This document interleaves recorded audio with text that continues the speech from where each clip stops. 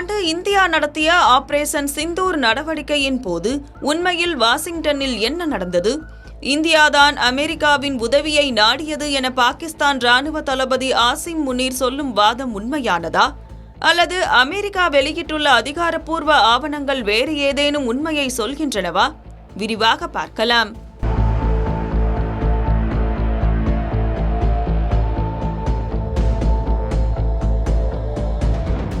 காஷ்மீர் பகல்காம் பகுதியில் நடந்த பயங்கரவாத தாக்குதலுக்கு பதிலடியாக இந்திய ராணுவம் கடந்த ஆண்டு மே மாதம் ஆபரேஷன் சிந்தூர் என்ற அதிரடி ராணுவ நடவடிக்கையை மேற்கொண்டது. இந்த மோதலின் முதலாம் ஆண்டு நிறைவை முன்னிட்டு ராவல்பிண்டியில் நடைபெற்ற ஒரு விழாவில் பேசிய பாகிஸ்தான் ராணுவ தளபதி ஆசிம் முனீர், இந்தியாதான் அமெரிக்காவின் மத்தியஸ்தத்தை நாடியதாகவும் பிராந்திய அமைதிக்காக பாகிஸ்தான் அதற்கு சம்மதித்ததாகவும் ஒரு கருத்தை பதிவு செய்தார்.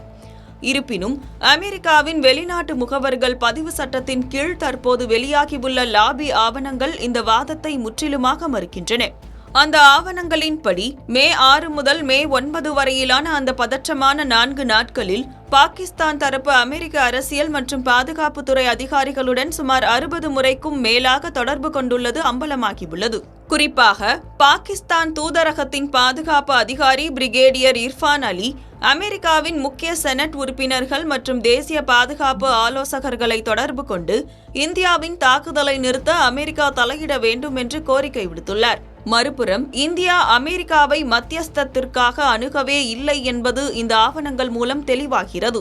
இந்தியாவின் கவனம் முழுவதும் பகல்காம் தாக்குதலில் கொல்லப்பட்ட 26 அப்பாவி மக்களின் மரணத்திற்கு நீதியை பெற்றுத் தருவதிலும் பயங்கரவாத உள்கட்டமைப்புகளை அளிப்பதிலுமே இருந்தது. இந்திய முப்படைகளும் இணைந்து பாகிஸ்தான் ஆக்கிரமிப்பு காஷ்மீர் மற்றும் பாகிஸ்தான் எல்லைக்குள் இருந்த 9 முக்கிய பயங்கரவாத முகாம்களை இந்த ஆபரேஷன் சிந்தூர் மூலம் மிக துல்லியமாக தாக்கி அழித்தன.